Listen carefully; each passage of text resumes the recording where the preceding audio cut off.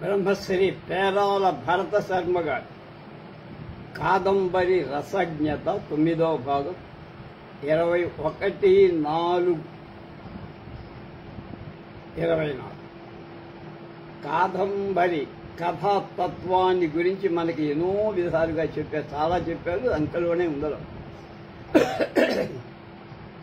పూర్వాభ్యాసేన తేనైవ హ్రియతే హ్యవశోపి సహ జిజ్ఞాసురపి యోగస్య శబ్ద బ్రహ్మాతి వర్తతే అని భగవద్గీత 6వ అధ్యాయం 44వ శ్లోకం. ఈ దివ్యలోకానికి చేరిన తన ఐహిక జీవితం నుండి ఇంకా దూరమైన తన సహజమైన అమృత స్థానం దగ్గరై ఆ అమృత స్థానం దగ్గర అవ్వటానికి శుద్ధ సత్వగుణం కావాలి. అది దాని తాత్పర్యం. ఇక్కడ దక్షిణామూర్తి ఉపాసనా పనురాలైన కన్యకను చూశారు.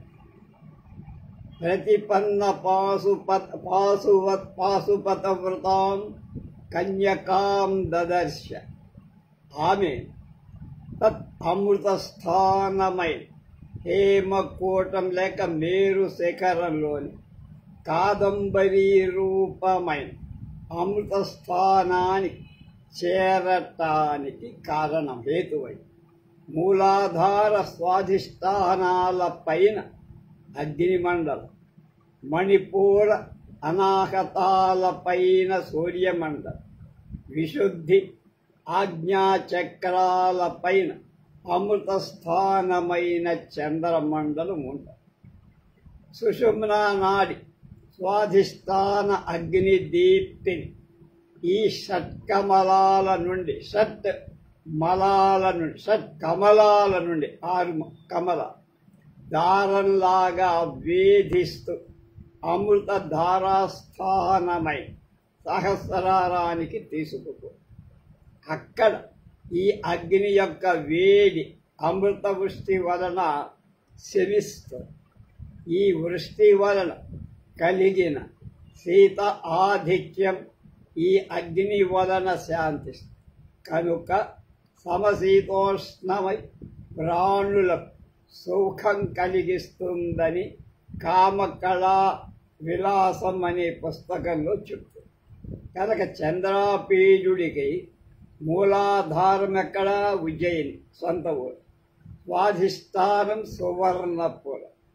అచ్చోద సరోవరం సిద్ధ ఆయతనం నుండి వచ్చి వీణానాథ్. మణిపూర అవి అనాహత స్థానం.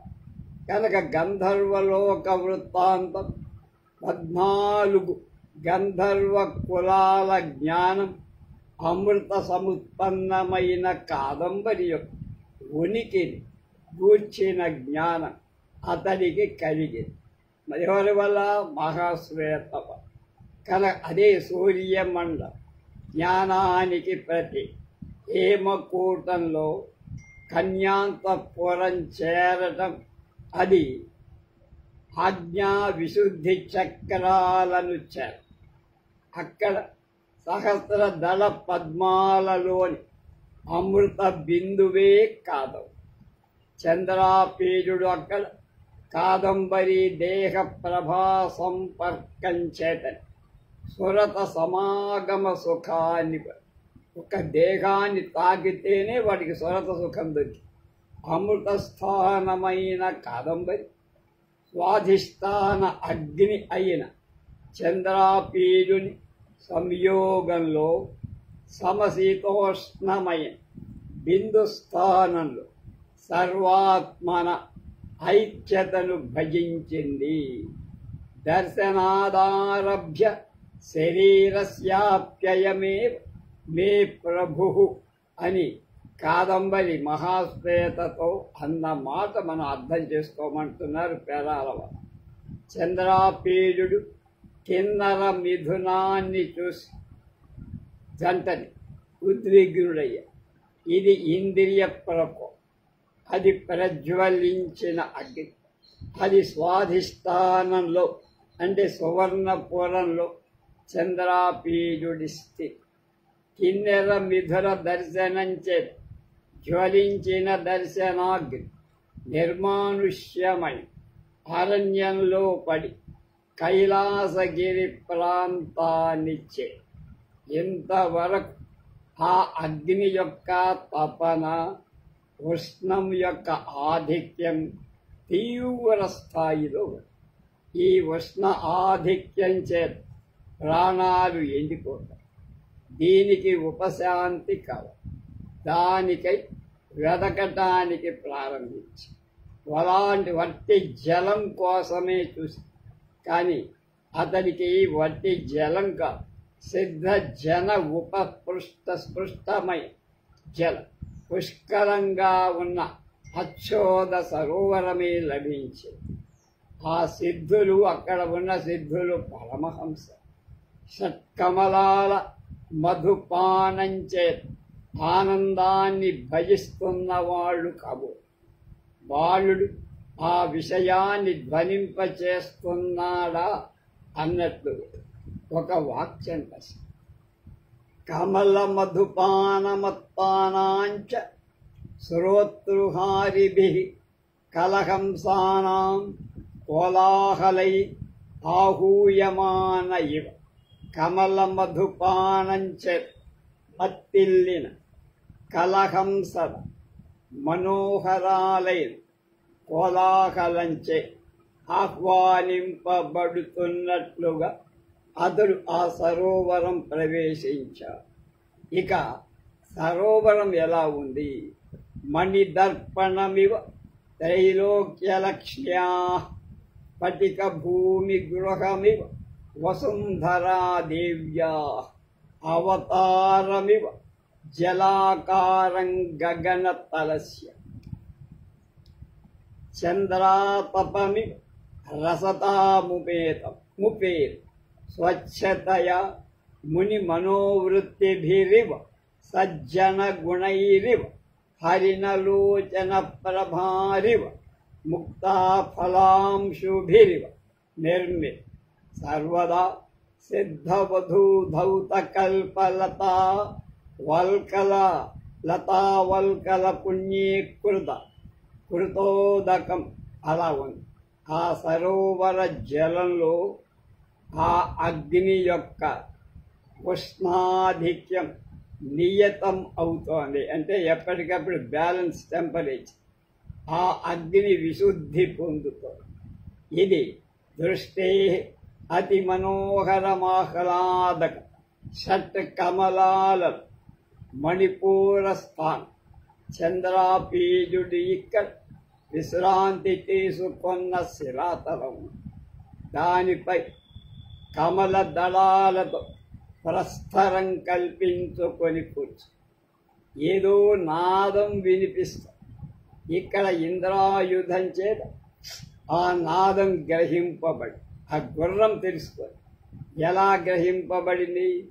ఉన్మక్త కవలేన నిశ్చల శ్రవణ పుటేన తన్ముఖీభూతేన ఉద్గ్రీవేన ఇంద్రాయుధేన ప్రథమమాకర్ణిత. ఇంద్ర ఆయుధం అంటే ఇంద్రియ సమూహమని ముందే చెప్పుకోవాలి. కనుక మనస్తత్వమైన చంద్రాపీజుడిలో ఆ కమల దళ ఆస్థరణాల్లో కూర్చున్న వేళ వినిపించిన నాదం మొదట ఇంద్రియాల నుండి తర్వాత మనస్సుకు చేరి. ఈ ఇంద్రియం అంటే ఎలా ఉంది? ఉన్మక్త కబలీన నిరాహారంగా నిశ్చల శ్రవణ పుటేన శ్రవణేంద్రియం అక్కడ లగ్నమయ్యు తన్ముఖీభూతేన అక్కడ ఏకాగ్రత ఏర్ప ఉద్గ్రీవేణ గ్రీవం అంటే కంఠం పైకెత్తప. ఈ వర్ణనలో తస్మాత్వం ఇంద్రియాణ్యాదౌ నియమ్య భరతర్షభ ఆత్మానం సృజహిస్యేనం జ్ఞాన విజ్ఞాననాశనం భగవద్గీతలో 3వ అధ్యాయంలో 41వ కనుక భరత అర్జున భరతర్షభ, నువ్వు మొదట ఇంద్రియ సమూహాన్ని నిగ్రహించి జ్ఞానాన్ని విజ్ఞానాన్ని నశింపచేసే పాపాన్ని, ఈ కామాన్ని వదిలిపెట్టి ఈ ఇంద్రియ సంయమనమే ఇక్కడ సూచితం. శ్రద్ధావాన్ లభతే జ్ఞానం, భగవద్గీత. దీనికి కావాల్సిన స్థితి చంద్రాపీజుడికి దొరికి ఇంద్రాయుధం ఇక్కడ అతన్ని ఇంద్రియ స్థానంగానే గ్రహించాలి. ఇక్కడ అతని గుర్రం అంటే అతడి ఇంద్రియ స్థానం. ఏకాకేయర చితాత పోయిన శుచౌ దేశే ప్రతిష్టాప్య స్థిరమాసనమాత్మన మాతృచ్ఛితం నాతి నీచం కేలావన సమకుశోత్తరం తత్తైకాగ్రం మనఃకృత్స్న యత చిత్తేంద్రియక్రియ ఉపవిశ్యాసనే యుజ్ఞాద్యోగమాత్మ నిరుధ్యతే సమంకాయ శిరోగ్రీవం ధారయన్ అచల స్థిరం సంప్రేక్షనాసికాగ్రం స్వం దిశానవలోకయన్. భగవద్గీతలో చెప్పు 10, 11, 12, 13. ఇంద్రాయుధం ఉద్గ్రీవంగా మెడపైకి, గుర్రానికి ఆ స్థితిలోనే నాసికాగ్ర అవలోకం సాధ్యమవుతుంది. బాణుడు ఇక్కడ చేసిన ఈ వర్ణనమంతా యోగి యొక్క ధ్యాన నిష్టతో అన్వయించుకో. వినపడిందేమిటి? వీణాతంత్రి ఝంకార మిశ్రమమై అమానుష గీత శబ్దం. మానుష గీత శబ్దం కాదు, అమానుష. ఇంత ఏకాగ్రత ఉంటే కాదు ఆ శబ్దం అందరికీ వినం. ఇది అనాహత నాదమా? ఆ నాదం విని ఈ కమలిని దళ ప్రస్తరాల నుండి లేచి గీత సంపాత సూచితమైన దిక్కులో దృష్టిని ప్రసరింపచేసి ఆ శబ్దం దూరం నుండే వస్తుంది. అతి గవీయాస్థయ ఆ గీత శబ్దం వినపిస్తోంది, కానీ అది ఎక్కడి నుంచి వస్తోందో అది పుట్టే చోటు కనపడతారు. అప్పుడు గీతధ్వని ప్రభవ జిజ్ఞాసయా కృత గమన బుద్ధి దత్త పర్యాణమింద్రాయుధామారుష్. గీతధ్వని ప్రభవ స్థానం ఎక్కడి నుంచి వస్తోందో, ఎక్కడి నుంచి పుట్టి వస్తోందో ఆ స్థానం తెలుసుకోవాలని బుద్ధి చంద్రాపేజుడికి. ఇంద్రియాలు ఆ విషయంలో ఏకాగ్రమైపోయాయి కనుక అది సాధ్యం. ఈ నాదం వచ్చే దారిలోనే పోతున్నా. ఇది తమాల నీలమై కానుగు చెట్ల గుబురుల చీకటిగా ఉన్న దారి. గుహాలక్షణం కదా. నాదం వినిపిస్తోంది, తుమ్మెదల ఝంకారం వినపడుతోంది, కుసుమ పరిమళం వస్తోంది. అచ్చోద సరోవరం యొక్క దక్షిణ తీరం నుండి పశ్చిమ తీరానికి వచ్చి అక్కడ ఆ సరస్ చంద్రప్రభ అన్న పేరు దానికి. అక్కడ సిద్ధ ఆయతనం ఉంది, అదే అనాహత చక్రం. అక్కడ కైలాసగిరి యొక్క పాదపు కాంతి వెన్నెల్లాగా వ్యాపించి అక్కడ ఉన్న త్ర్యంబకమూర్తి అమలముక్తాశిలా ఘటితది.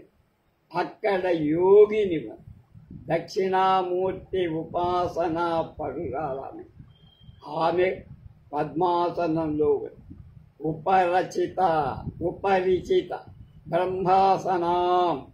ఈ పాశుపత వ్రతధారిణి అయిన ఆ కన్య ఆ ప్రదేశాన్ని చంద్రమయంగా మనోహరంగా చేసి కైలాసగిరిని తెలుపు చేస్తున్న శరీర కాంతితో ప్రకాశిస్తుంది.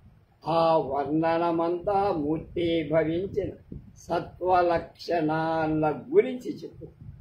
అచ్చోద సరోవరం వద్దని ఆ స్వాధిష్టాన అగ్నిలో ఉష్ణాధిక్యం పోయి ఇప్పుడు ఈమె యొక్క ఈ సత్వగుణ ప్రభావం చేత అతడి ఈ స్థితి ఎలా ఉంది? అగ్నిలో దాహకత్వ లక్షణాలను పరిగణించి సత్వం చేత శుద్ధి చేసినప్పుడు అది సహస్రారంలో అమృత స్రావాన్ని సమానమవుతుంది, సమర్థకము. మహాశ్వేత సత్వగుణ ప్రభావం ఎలా ఉంది?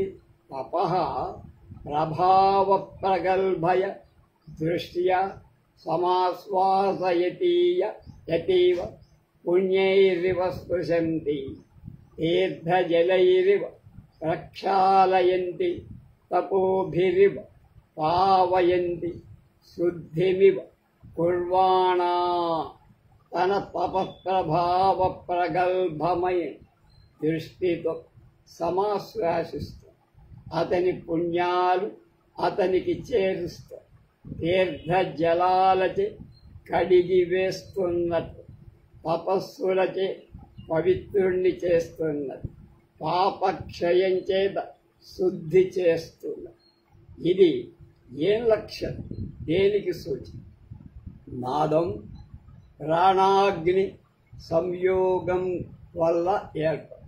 నాదం అనేది ప్రాణం అగ్ని సంయోగంతో ఆ నాదం చేత బుద్ధి గుహలో సిద్ధుడైన వాడి లక్షణం చంద్రాపీయుడికి. ఆమె తపఃప్రభావం ఇతడికి ప్రత్యక్షమై తాను యోగ సాధకుడు, ఆమె యోగ సిద్ధురా. సిద్ధుడికి సాధకుడికి గల సామ్యం పోలిక ఇక్కడ మహాశ్వేత చంద్రాపీడుల సమావేశంలో మనకు తెలుసు. మహాశ్వేత తన పూర్వగాథ చెప్పిన ఆమెలో దుఃఖం, దాని మూలంగా తపన కూడా కలిగి, అలాగే సంతప్త చేతస్కుడికి సుధాస్రావము లేకుండదు. కనుక పుండరీక వియోగంలో సంతప్తురాలై ఈమె చంద్రుడు చేసిన ఉపదేశం ఉంది. ఏమిటది? నువ్వు సంతోషించవద్దు, నా యందు నీ అభిష్టమైన పుండరీక శరీరం ఆప్యాయతం అవుతుంది కనుక ఆ సమాగమం నీకు లభిస్తుంది, అందుకోసం వేచి ఉండు అని చెప్పు. అంటే ఏమిటి? తాను ఏ లక్ష్యం సాధించాలని అనుకుంటూ తత్ ఉన్మఖమై తపోవ్యగ్రతలోనే ఉండాలి. నీ వ్రతభంగం కలం. పుండరీకుని లోని అతని ఎందరి సౌందర్యం ముని యొక్క సౌందర్యం, అలాగే అతని స్ఫటికాక్షమాల తాను ధరించిన అతనికి తన ఒంటిపేట ముత్యాలహార కనుక అతని స్ఫటికాక్షమాల తాను ధరించి అతనికి తన ఒంటిపేట ముత్యాలహార అది మెడలో ధరించే అతడు ఉపరతుడు. అది మెడలో ఉండగానే చంద్రమండలానికి తీసుకోబడి ఆమె మెడలో స్ఫటికాక్షమాల ఉండిపోయి ఈ సరోవర తీరంలో అతని కమండలాన్ని దండాన్ని గ్రహించి అతని వ్రతమే తాను ధరించింది మహాత్మ. పరమాత్మ అందు ఐక్యం కోరే యోగి ఇలాంటి లక్షణమే కావాలి. ప్రశాంతాత్మా విగతభేర్ బ్రహ్మచారి వ్రతే స్థిత మన సంయమ్యమద్యుక్తో యుక్త అసీతమత్పర. భగవద్గీత 6:14. ఇక్కడ భగవాన్ ఏం చెప్పాడు? ఇక్కడ చంద్రుడు మహాశ్వేతకు అదే చెప్పాడు. చంద్రాపీడుడు మనుష్య అవతారంలో ఉంది. ఈ స్థితిలో అతనిది సాధక అవస్థే. సిద్ధ లక్ష్యం మహాశ్వేత పరామర్శించగా చంద్రాపీడుడికి ఏం తోచి ఈ కిన్నెర మిథునం వెంట పడి రావడం నా మూర్ఖత అనుకున్నా. కానీ ఇదంతా మంచిగా జరిగింది. ఈ మహాశ్వేత ఏం చెప్పినా అది తనకు ఆజ్ఞ. కాదంబరి వృత్తాంతం చెప్పి కేయూరకుడు వచ్చి కాదంబరి సమాశ్వాసానకై మహాశ్వేతను రమ్మంది అంచి. మహాశ్వేత కాదంబరి సమాశ్వాసనం ఎలా చేస్తుంది, ఆమెకి ఏం ఊహ తట్టింది? చంద్రాపీడుని కూడా హేమకూటానికి రమ్మని. అది చూసి తీరాజిన పట్టణం అని చెప్పింది, అంతేగాని అక్కడ ఏదో ఉన్నది. ఆ చెప్పటలో ఒక రహస్యం. గత్వా హేమకూటం దృష్ట్వాచ మన్నిర్విశేషాం కాదంబరీం అని. అచ్చగా నా వంటి కాదంబరినే నువ్వు చూస్తావురా అంటే ఏమిటి? తాను విరహిణి, కాదంబరి కూడా విరహణిగా, ఒకటే భేదం. మహాశ్వేతది వియోగం, కాదంబరిది అయోగం, కలవంది. ఇక్కడ కలిసి వియోగం, అక్కడ ఇంకా అంత దాకా. యోగ్య వస్తువుతో సంయోగ అభావమే అయోగం. దేంతో కలవాలి, దాంతో కలవకపోవటం అయోగం. యుక్త వయస్సు యుక్త వస్తువు వలన పరిచ్యుతి వియోగం. ఏది కావాలనుకుంటామో అది దొరక్కపోతే వియోగం. పుండరీకుడు కనిపించనంత వరకు తనలో సంయోగానికి ప్రేరణ లేదు. అతడు కనిపించాక అతడితో సంయోగానికి పడిన ఆరాటానికి అంతులేదు. అలాంటి స్థితి కాదంబరి చంద్రాపీడ దర్శనంలో ఏర్పడి. ఈ విషయం మహాశ్వేతకు బాగా తెలుసు. కనుకనే ఏమంది? హేమకూటంలో ఒక్క రోజు నుండి అపనీయతస్య కుమతి మనోమోహ విరస ఆ కాదంబర్య మనస్సులోని నాపై గల దుష్ట వ్యామోహాన్ని తొలగించి వస్తావు రా. కాదంబరికి తనతోడి అనుబంధం పారమార్థికమైంది కాదు, నైమిత్తికమైంది. దేనితోడి సంయోగానికి ఆమె జన్మించింది, ఆ యోగం సిద్ధించటమే జీవిత పరమార్థం. కనుక ఈ విషయంలో తాను అనుభవ సిద్ధురాలు కనుక కాదంబరి చంద్రాపీడుల ఉభయుల గురుస్థానంలో ఉన్నాయి. తల్లిదండ్రులు చెప్పినా వినని కాదమ్మ, మహాశ్వేత చెబితే వింటుంది. చంద్రాపీడుడు కూడా అంతే. ఏమన్నాడు? భగవతి దర్శనాత్ ప్రభృతి పర్వాలయంజ పరవాసయం జనః కర్తవ్యేషు యథేష్ట అశంకిత తతయ నియుజ్యతాం. ఉజ్జురాల మహాశ్వేతమ్మ, నిన్ను చూసింది మొదలు నేను నీ వాడినైతే ఏం చెయ్యాలో నువ్వు అనుమానం లేకుండా నన్ను ఆదేశించు, ఆజ్ఞయు అని బయలుదేరాడు. ఆజ్ఞ అయింది. అది హేమకూటంలో జరిగిన. ఇది ఒక ప్రభామండల, సౌందర్య చక్ర, అమృత కుంభం, స్త్రీమయమంబరమివ జీవలోకం ఇయత్తాంగ్రహీతం ఏకత్రైలోక్యస్త్రైణమివ సంగృహీతం చోచ్చన ఏవ ఘటిత సన్నివేశం. అది ఒక స్త్రీమయమైన జీవలో. త్రైలోక్యంలోని స్త్రీలంతా లెక్క కోసం ఒక్కచోట చేరారా అన్నది. వేల కొలది చంద్రమండలాలతో నిర్మించబడి వెన్నెలతో చేయబడి అలాంటి స్త్రీలోక మధ్యమంలో శ్రీమండలం. ఆ శ్రీమండప మండప మధ్య భాగంలో మరొక మండపం. అక్కడ అనేక సహస్ర సంఖ్యలో ఉన్న ఆభరణాల కాంతుల చేత ఒప్పినటువంటి కన్యకా జనం ఆమె చుట్టూ కూడా కల్పలతలాగా ఉన్న ఆమె పేరు ఇంకా ఏం చెప్పాలి? పరమేశ్వరి శ్రీచక్ర బండల వాసిని కదా. కాదంబరి వర్ణనమంతా అంత త్వదీయం సౌందర్యం తుహినగిరి కన్యే తులయితు కవీంద్ర కల్పందే కథమపి విరించి ప్రభృతయ. సౌందర్య లహరిలో శంకర భగవత్పాదులను కవీంద్ర కల్పందే కథమపి విరించి ప్రభృతయ. ఆమె సౌందర్యం వర్ణించడం బ్రహ్మాదులకు కూడా శక్యం. బాణుడి వర్ణన చదివితే ఇక ఆ తల్లి పరమేశ్వరి సౌందర్యం ఇంకెంత గొప్పగా ఉంటుందో మనం ఊహించుకోవాలి, కవులే చెప్పలేదు. కాదంబరి సందర్శన ప్రథమ క్షణం నుండి సుధాస్రావ అనుభూతే చంద్రాపీయుడిలో కాదంబరిలో అలాంటి అపూర్వ సుఖ స్పర్శానుభూతి.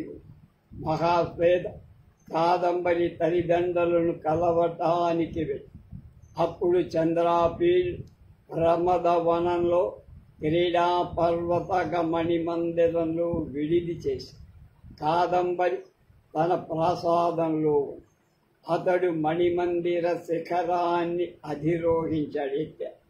కాదంబరి ప్రసాద శిఖరాన్ని ఎక్కి వారి పరస్పర వీక్షణానుభవం సంయోగ పరమార్థం. ఈ స్థితి మొదటి నుండి మొదటగా కాదంబరిని చూసినప్పుడు చంద్రాపీయుడి స్థితి ఏమిటి?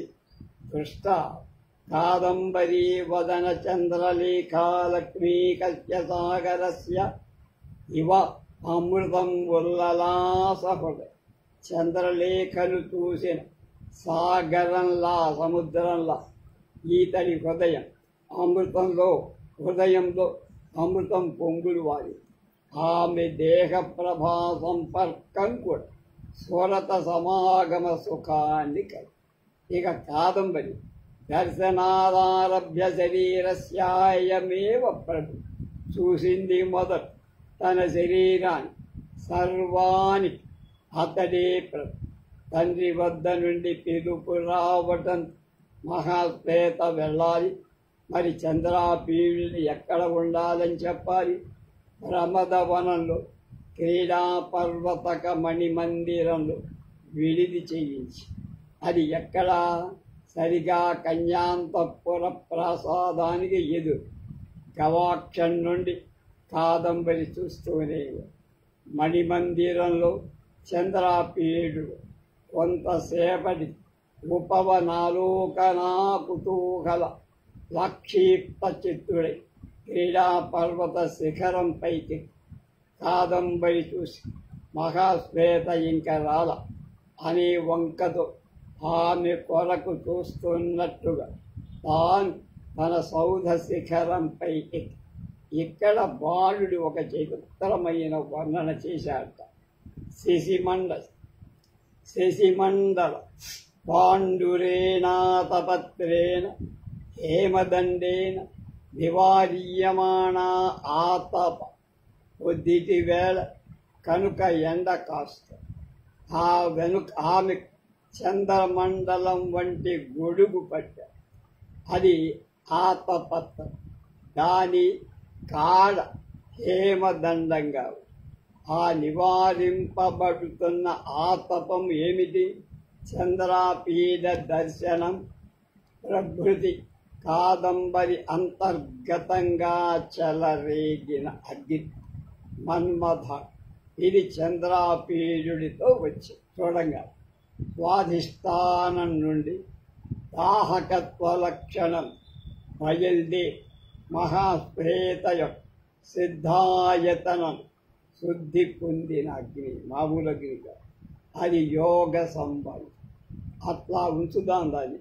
కానీ జ్ఞాపకం ఉంచుకోవాల్సిన విషయం ఏమిటంటే ఆ అగ్ని సహస్రారంలో అమృత కుంభాన్ని తన ఉష్ణశక్తి చేత స్రవింపచేసి ఆ సుధాస్రావం అంటే అమృతసారం ఈ ఉష్ణ ఆధిక్యాన్ని స్పర్శక్షమం చేస్తూ ఈ ఆనందం అనుభవానికి వస్తే మళ్ళీ ఆ ఆనందాన్ని జీవులు కోరుతూ కాదంబరి చంద్రాపీడుల పరస్పర వీక్షణాల అనుభవ లక్షణం అలాగే. వీడు ఈ శిఖరారోహణం చెయ్యటానికి మూల కారణం గురువు మహాశ్వేత. గురువు గారు కాదంబరి తల్లిదండ్రులతో మాట్లాడి వచ్చారు. ఏం మాట్లాడిందో కవి చెప్పరు. ప్రసాదం నుండి దిగి కాదంబరి మహాశ్వేత కలిని కలిసి గురువును నిర్లక్ష్యం చేయరా. చంద్రాపీడు తన మణిమందిరంలోని భోజనాది కాదు పూర్తి చేసుకో. అది మధ్యాహ్నం వేళ. అప్పుడు ఒక చిత్రం జరిగినట్టు బాణుడు వని చంద్రాపీడు లతామండపంలో మరకత శిలాతలంలో కూర్చుడు. ఆ పగటి కాంతి అతి విస్తారంగా ఒక తెల్లని కాంతి జల ప్రవాహంలాగా ముంచి వేస్తుంది. తెల్లని తామర తూడుల వలయం ఎండను తాగినట్లుగా పాల సముద్రం భూమిని ఆవరిస్తున్నట్లుగా దిగంతాలు చందన రసవర్షంచే తడిసిపోతున్నట్టు ఆకాశం అమృతంతో పొలమబడినట్లుగా సంస్కృత కాదంబరి. అలాంటి కాంతి వెంట ఇరువైపుల మదలేఖ తరలిక అనే వాళ్ళిద్దరూ తన వైపే వస్తుంది. ఆ కాంతితో వాళ్ళు తన దగ్గరకు వచ్చేసరి ఆ కాంతికి కారణమేదో అతనికి అర్థమైంది. అది ఒక హార రూపంలో సంగృహీతమైన కాదంబరిలో ఈ హారము యొక్క వర్ణనాను అంత ప్రాముఖ్యతనిచ్చి బాణుడు రాశాడు. మదలేఖ చంద్రాపీడుడికి కాదంబరి పంపిన ఉపహారమని దాన్ని కానుక నివేది. అతనిచే ఆహారం గ్రహింపచేయటానికి ఆమె చేసిన ప్రసంగం అతి మనోహరం. ఆహారాన్ని తాను గ్రహిస్తే మహాశ్వేత ప్రియ వియోగార్తయ్యి ఉండగా తాను సుఖపడలేనని చెప్పిన కాదంబరిని గురించి మహాశ్వేత ఏమనుకుంటుంది? ఇదిగో తనను గురించి ఏమనుకుంటుంది? ఆ సందేహం అతనికి లేకుండా ఇదిగో ఈ తరలి మహాశ్వేత పంపినందుకే వచ్చింది. ఇది ఆమెకి ఇష్టం. ఇది మహాశ్వేత యొక్క ప్రమేయం కూడా ఉండి ఉంటుంది. నువ్వు దీన్ని గ్రహించక తప్పదని. ఆ హారం పేరు శేషహారం.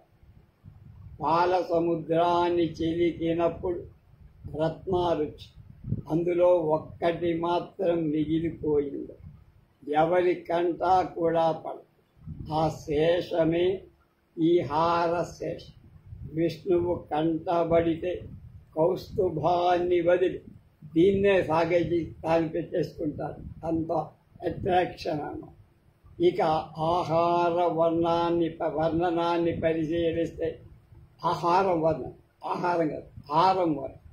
ఆ హారానికి రెండు వైపులా నన్ను మదలేఖ తరలికలు గమనిస్తే బాణుడు ఇందులో ఏదో రహస్యం దాచిపెట్టాడన. కర్మానుష్ఠాన పరుడైన వేద విధుని తన నియమాన్ని అనుశాసించే తత్వం. ఆ తత్వం మూడు రూపాలు: ఇడ, సరస్వతి, భారత్. లోకంలో ఇడా, సుషుమ్న, పింగళ నాడులను. ఇక్కడ కాదంబరి చంద్రాపీడుల సంయోగం యోగపరమైందే భావిస్తున్నాను. ఈ విషయాన్ని మరింత నిగూఢంగా తరచి చూడాలంటున్నా. ఎందుకని మంత్రశాస్త్ర రహస్యవేత్తలైన మహానుభావులకు సాధ్యమేమో కానీ నాలాంటి పైన తడిమే వాళ్ళకి తెలియదంటున్నారు సవినయంగా పేరాల భరత. వీరి అనుబంధాన్ని ఈ శేషహారాన్ని సంబంధం ఉన్నది అన్న విషయం మర్చిపోకుండటం మన అవసరం అనికే చెప్పాను. పుండరీకుడి మెడలో మహాశ్వేత ఒంటిపేట ముత్యాలహారం ఉన్నదని విషయాన్ని మరిచిపోకూడదు. మహాశ్వేత కంఠంలో పుండరీకుడి స్ఫటికాక్షమాల ఉన్నదన్న సంగతి కూడా మనం మర్చిపో. ఈ హార వృత్తాంతాల్లో కొంత కథ నడిచి మొదలేక ఆ హారాన్ని ఇది కాదంబరి యొక్క ప్రథమ ప్రణయ ప్రసరం అని అతని వక్షస్థలంలో ధరింపదు. ఆ వక్షస్థలం ఎలా ఉంది? వేరు పర్వతము యొక్క సానువులావు ఆహారం, దాని మీద నక్షత్ర మాలలాగా తారాచక్రమివ శామీకరాచలతస్య చలస్య తటి తంతస్య వక్ష స్థలే బబంధ. ఈ హారాన్ని ధరించి క్రీడా పర్వతంలో ఉండగా తూర్పు కొండమైన అంటే ఉదయగిరి పై చంద్రుడిలాగా ఉంది. ఆ శోభ చూడటానికి మళ్ళా కాదంబరి తన సౌధము యొక్క పైకి వెళ్ళి చంద్రాపీజుడు అప్పుడు ఎక్కడ కూర్చున్నాడు? పరమదవనంలో క్రీడా పర్వత మణిమందిరంలో. ఇప్పుడు కాదంబరి ఎవరిని చూస్తోంది? సౌందర్య లహరిలో ఈ శ్లోకాన్ని ఒకసారి భావించండి అంటున్నారు పేరాలు. సుధా సింధోర్మధ్యే స్వర విటపివాటీ పరివృతి మడిద్వీపే నీకోపవనవతి చింతామణి గృహే శివాకారే మంచే పరమశివ పర్యంక నిలయా భజంతి త్వాం ధన్యాః కతిచన చిదానందలహరి. సౌందర్య లహరిలో శివాకారమైన మంచంలో చిదానంద లహరి అయి పరమేశ్వరివలాగా ఉన్నదిట ఆహారం. చంద్రాపీజుడి వక్షస్థలం. అలాగే ఈ శేషహారాన్ని ధరించిన చంద్రాపీజుడిలో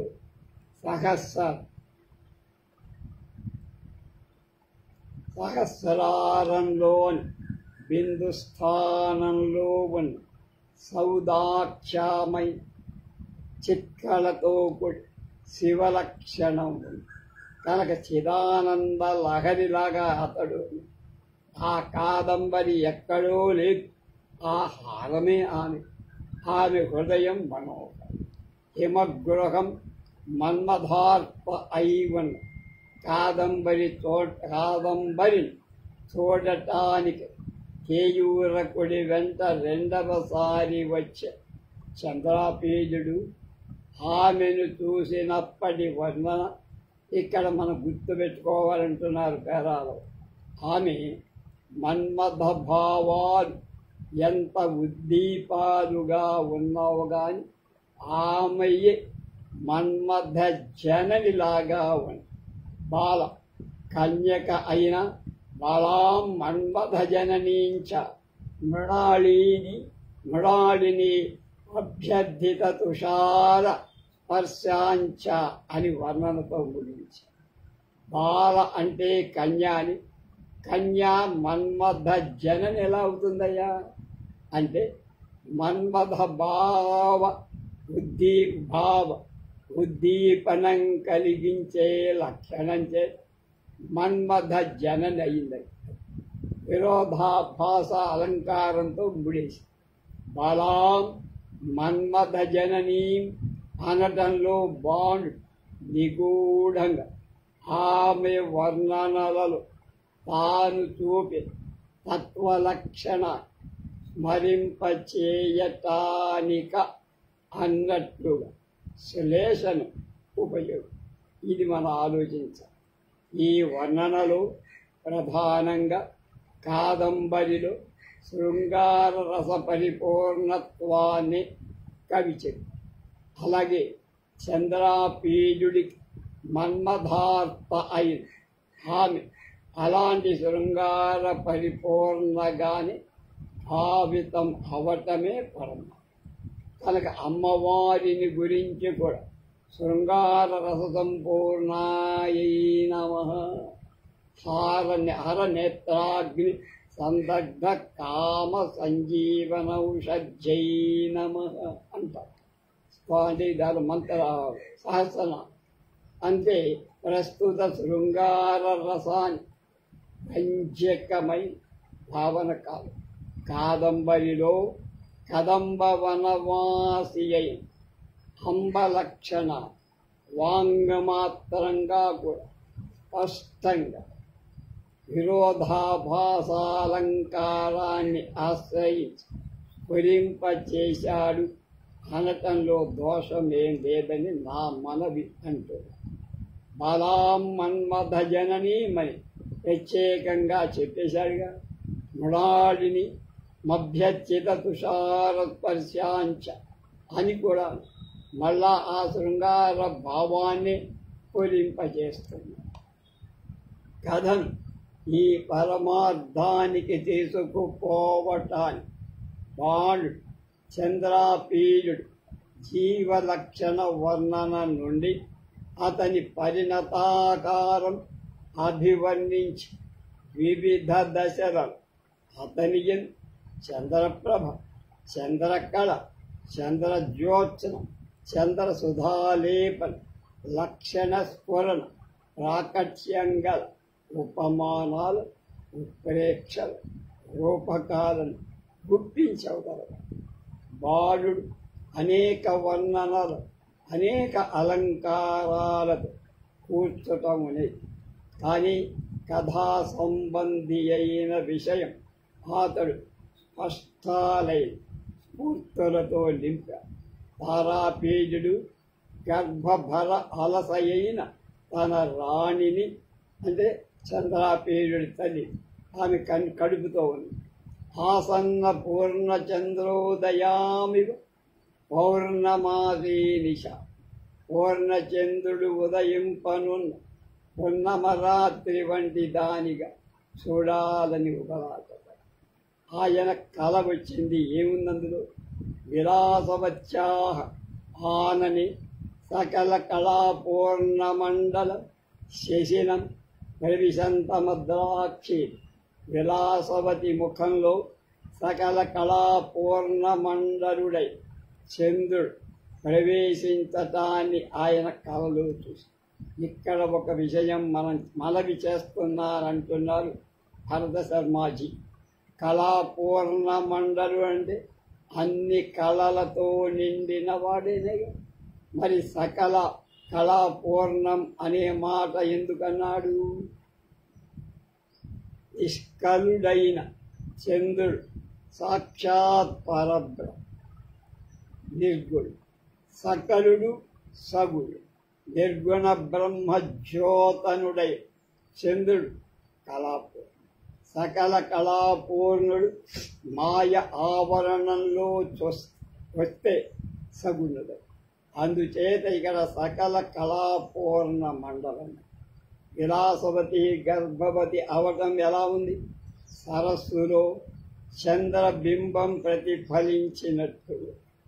సరసీమివ ప్రతిమా శశి వివేశ గర్భో విలాసవతి అన్న అది వర్ణన.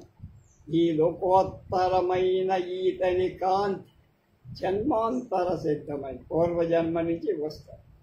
బ్రహ్మయే కళాత్మకుడుగా చంద్రుడని చెప్పుకున్నాగా.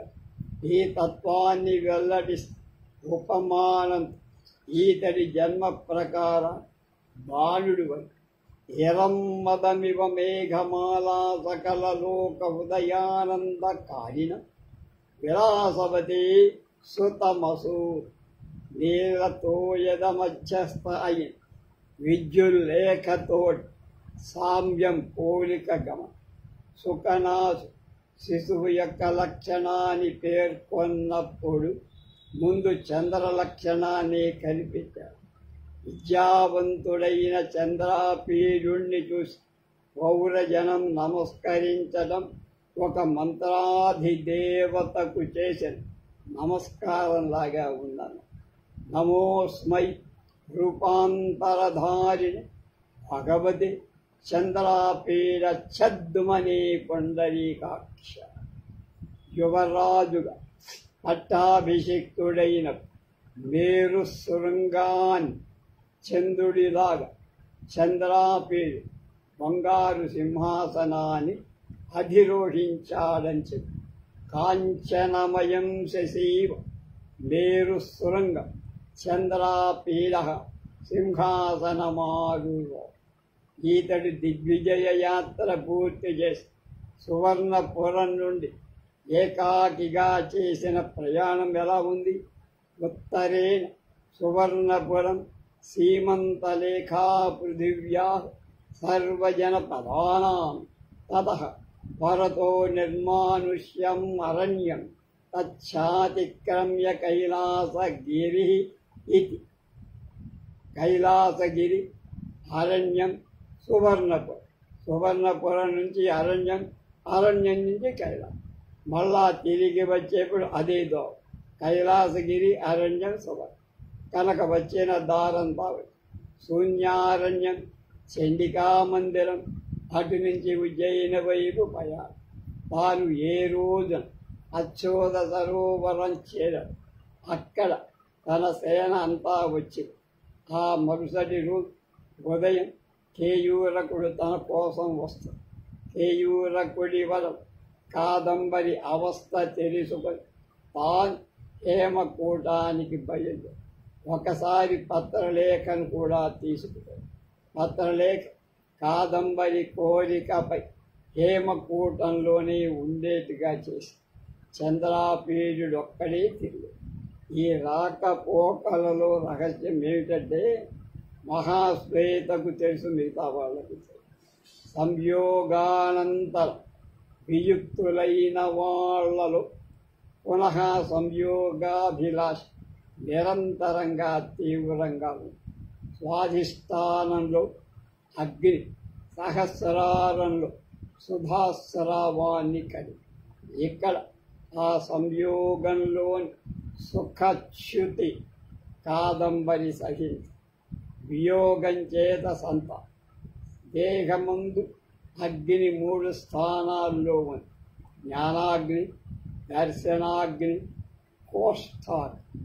జ్ఞానాగ్ని స్థానం మనస్సు, దర్శనాగ్ని స్థానం ఇంద్రియ, కోష్ఠాగ్ని స్థానం దహరాకాశం. కనుక జ్ఞానాగ్ని స్థానమైన మనస్సు అంటే చంద్రాపీడు తన వద్ద ఉండగా దర్శనాగ్ని తనను తపింపచేయ. ఈ మనస్సు దూరం, అప్పుడు కలిగిన తాపం ఇంద్రియాన్ని బాధిస్తుంది. కనుక సంతప్త చేతస్కులం సుధాస్రావం లేదు. ఉష్ణ మోహాలు, అగ్ని గుణాలు, కామ క్రోధాలు, వ్యోమాంశాలు, భయ దుఃఖ మోహాలు, తమోరూపాలు ఇవన్నీ జీవధర్మాలు కనుక ఈ గుణాలు ఉద్రేకించి ఉన్న ఉష్ణాధిక్యం వల్ల సహస్రార నుండి సుధావృష్టి కలగదు. అది ఇదివరకున్న ఉహరించి పైన చెప్పిన గుణాలు ఉద్రేకించకుండా అంతఃకరణ శాంతిగా ఉన్న సహస్రారం నుండి అమృత స్రావం అవుతుందని చంద్రకళాజ్ఞానం అనే గ్రంథంలో చెప్పి కామకళా విలాసం అనే గ్రంథంలో ఈ సంతాపం చంద్రాపీడుడికి ఉంది.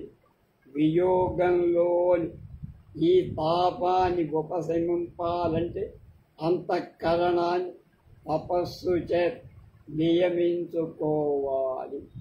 ఈ జ్ఞానం లేకపోతే అవిద్యాకృతమై కామ క్రోధాదుల పాపం బాధిస్తుంది.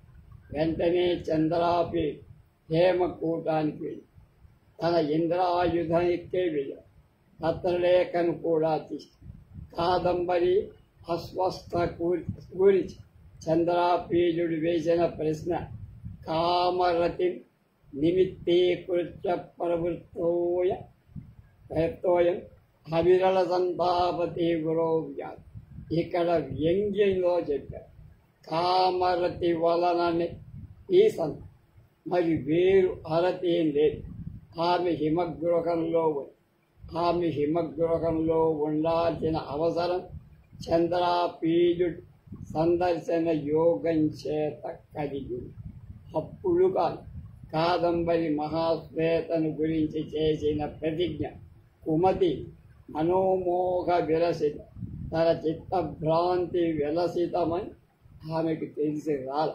అందుకనే మహాశ్వేత మొదట చంద్రాపీడుని హేమకూటానికి రావాలని చెబుతూ దృష్ట్వాచ మందిర్విశేషాం కాదంబరీం అపనీయతస్యాః కుమతి మనోమోహ విలసితం ఏకమహో విశ్రమ్యశ్వో భూతే ప్రత్యాగమిష్య. మహాశ్వేతలో అందు కాదంబరికి గల అనుబంధం భ్రాంతిజన్యం. చంద్రాపీడుడితోడి అనుబంధం నిజం. మిథ్యయైన లోకాన్ని సత్యం అని భ్రాంతి పొందే జీవు సంసార లంపటుడైన మహాశ్వేతకు కాదంబరి వ్యామోహపై మహాశ్వేతయందు కాదంబరి వ్యామోహం మహాశ్వేత సత్యాన్ని చూపించి కాదంబరిలో భ్రాంతి పోయి భ్రాంతి మూలకమై ప్రతిజ్ఞ కూడా పటాపంచి. కాదంబరి ఏమనుకుంది? మహాశ్వేతకు పెళ్ళైతే తప్ప నేను పెళ్లి చేసుకోనని ఉంది. అది కూడా తూనా బుడ్డైపోయింది. ఇప్పుడు ఆమె అనుబంధ తాపం ఆ తత్పదార్థంతో వియోగానికే తాపం. ఇంతవరకు మిగతా విషయాలు రేపు తెలుసుకుందాం. స్వస్తి.